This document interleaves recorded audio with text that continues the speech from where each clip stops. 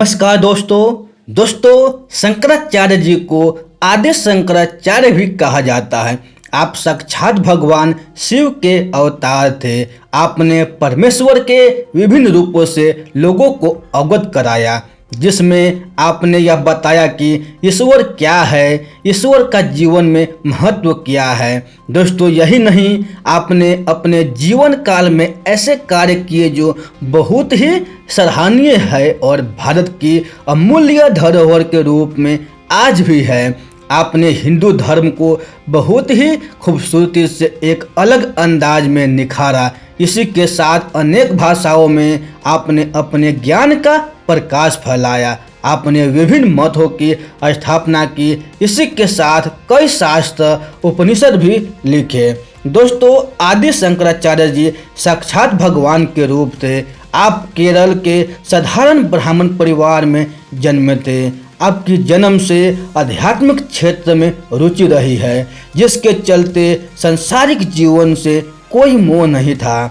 आपके गीता, उपन्यास, उपनिषद, वेदों और शास्त्रों का स्व ज्ञान प्राप्त था, जिसे आपने पूरे विश्व में फैला है। दोस्तों, आदि शंकराचार्य जी का जन्म 788 ईस्वी में केरल के एक छोटे से गांव कलादी में हुआ था।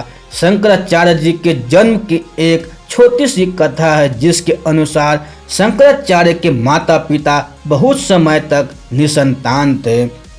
कड़ी तपस्या के बाद माता अरियम्बा को स्वप्न में भगवान शिव ने दर्शन दिए और कहा कि उनके पहले पुत्र के रूप में वह स्वयं अवतारित होंगे, परंतु उनकी आयु बहुत ही कम हो और शीघ्र ही देवलोक गमन कर लेंगे। दोस्तों, शंकराचार्य जी जन्म से बिल्कुल अलग थे। आप स्वभाव में शांत और गंभीर थे। जो कुछ भी सुनते थे या पढ़ते थे एक बार में समझ लेते थे और अपने मस्तिष्क में बिठा लेते थे। शंकराचार्य जी ने स्थानीय गुरुकुल से सभी वेदों और लगभग 6 से अधिक वेदांतों में महारत हासिल कर ली थी। समय के साथ यह ज्ञान अथाह होता चला गया और आपने स्वयं ने अपने इस ज्ञान को बहुत तरह से, जैसे उपदेशों के माध्यम के अलग अलग मतों की स्थापना करके ग्रंथ लिखकर कई संदेश लोगों तक पहुंचाया। आपने सर्वप्रथम योग का महत्व बताया। आपने ईश्वर से जुड़ने के तरीकों का वर्णन और महत्व बताया। आपने स्वयं ने विविध संप्रदायों को समझा, उसका अध्ययन कर लोगों को उससे अवगत कराया। दोस्तों, मृत्यु 820 ईस्वी में आपका देवलोक गमन हो गया था, अर्थात मात्र 32 वर्ष आपने इस संसार के साथ व्यतीत करके उसे धन्य कर दिया। दोस्तों, जीवन शैली जन्म से ही आदि शंकराचार्य जी की जीवन शैली कुछ भिन्न थी। शंकराचार्य जी ने वेद वेदांतों के इस ज्ञान को भारत के चारों कोने में फैलाया। उनका उद्देश्य प्रभु की दिव्यता से लोगों को अवगत कराना। अद्वैत कहावत के अनुसार ब्रह्म सर्वत्र है या स्वयं ब्रह्म है, अर्थात ब्रह्म का मैं और मैं कौन हूँ का सिद्धांत शंकराचार्य द्वारा प्रचारित किया गया। इसी के साथ शिव की शक्ति और उसकी दिव्यता बताई गई। शंकराचार्य द्वारा कथित तथ्य और सिद्धांत, जिसमें सांसारिक और दिव्य अनुभव दोनों का बेजोड़ मिलन है, जो कहीं देखने को नहीं मिलता। दोस्तों, शंकराचार्य ने कभी किसी देवता के महत्व को कम नहीं किया, न ही उनकी बहुल्यता को कम किया। उन्होंने अपने जीवन शैली के माध्यम से लोगों जीवन के 3 वास्तविक स्तरों से अवगत कराया। 3 वास्तविक स्तर प्रभु, यहाँ ब्रह्मा, विष्णु और महेश की शक्तियों का वर्णन किया था। प्राणी मनुष्य की स्वयं की आत्मा मन का महत्व बताया है। अन्य संसार के अन्य प्राणी अर्थात जीव जंतु पेड़ पौधे और प्राकृतिक सुंदरता का वर्णन और महत्व बताया। इस प्रकार इन तीनों को मिलाकर उनके साथ भक्ति, योग और कर्म को जोड़ दिया जाए तो जो आनंद प्राप्त होता है वो बहुत ही सुखद होता है। इसी तरह का जीवन स्वयं व्यतीत कर अपनी ख्याति सर्वत्र फैलाते थे। दोस्तों, कार्यकाल आदि शंकराचार्य जी ने बहुत कम उम्र में तथा बहुत कम समय में अपने कार्य के माध्यम से अपने जीवन के उद्देश्य को पूर्ण किया। आपके जीवन के बारे में यहाँ तक कहा गया है कि आपने महज 2 से 3 वर्ष की आयु में सभी शास्त्रों वेदों को कंठस्थ कर लिया था।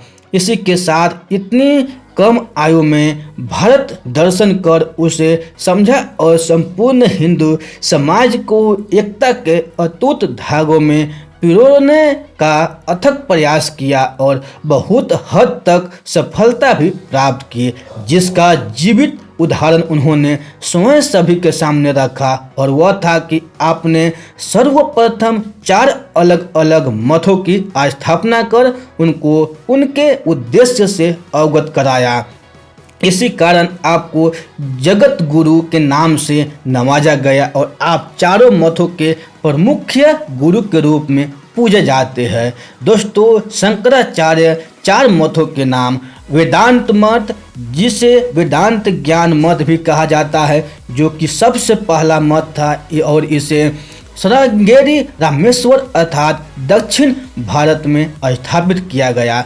गोवर्धन मठ जो कि दूसरा मठ था, जिससे जगन्नाथपुरी अर्थात पूर्वी भारत में स्थापना किया गया है। शारदा मठ, जिसे शारदा या कलिका मठ भी कहा जाता है, जो कि तीसरा मठ था, जिसे द्वारकाधीश अर्थात पश्चिम भारत में स्थापित किया गया। ज्योतिपीठ मठ, जिसे बद्रिकाश्रम भी कहा जाता है, जो कि चौथा और अंतिम मठ था, जिसे बद्रीनाथ अर्थात उत्तर भारत में स्थापित किया गया। दोस्तों, इस तरह आदि शंकराचार्य जी ने भारत भ्रमण कर इन मठों की स्थापना कर चारों ओर हिंदुओं का परचम लहराया। प्रमुख ग्रंथ: आदि शंकराचार्य जी ने हिंदी, संस्कृत जैसी भाषाओं का प्रयोग कर 10 से अधिक उपनिषदों, अनेक शास्त्रों, गीता प्रसंस्करण और अनेक उपदेशों को लिखित व मौखिक लोगों तक पहुंचाया। दोस्तों, आपने अपने जीवन में कुछ ऐसे कार्य की शुरुआत की जो उससे पहले कभी नहीं हुई थी। आपने अपने जीवन, मन, आत्मा और ईश्वर को बहुत खूबसूरती से अपने जीवन में जोड़ा और लोगों को इनके मिलाप से होने वाले अनुभव से अवगत कराया। प्रमुख संदेश: दोस्तों, आदि शंकराचार्य जी ने तो अपने जीवन काल में इतना कुछ लिखा और बहुत अच्छे संदेश दिए हैं, जिससे हर कोई गंभीरता से सोचे और अपने जीवन में उतारे तो यह जीवन धन्य हो जाएगा। वैसे आपके ऊपर कई लेख और पुस्तक लिखी भी गई है। हम आपके इस संस्करण में आप ही के द्वारा कथित कुछ महत्वपूर्ण संदेश लोगों तक पहुंचाने जा रहे हैं। दोस्तों, हम आपकी ये बायोग्राफी आप लोगों को आदि शंकराचार्य जी को अच्छी लगी हो तो अपने दोस्तों के साथ जरूर शेयर कीजिएगा और इस चैनल को जरूर सब्सक्राइब कीजिएगा। दोस्तों, यह बायोग्राफी आप लोगों को सुनने के लिए हमारे दिल से आप लोगों को बहुत बहुत धन्यवाद।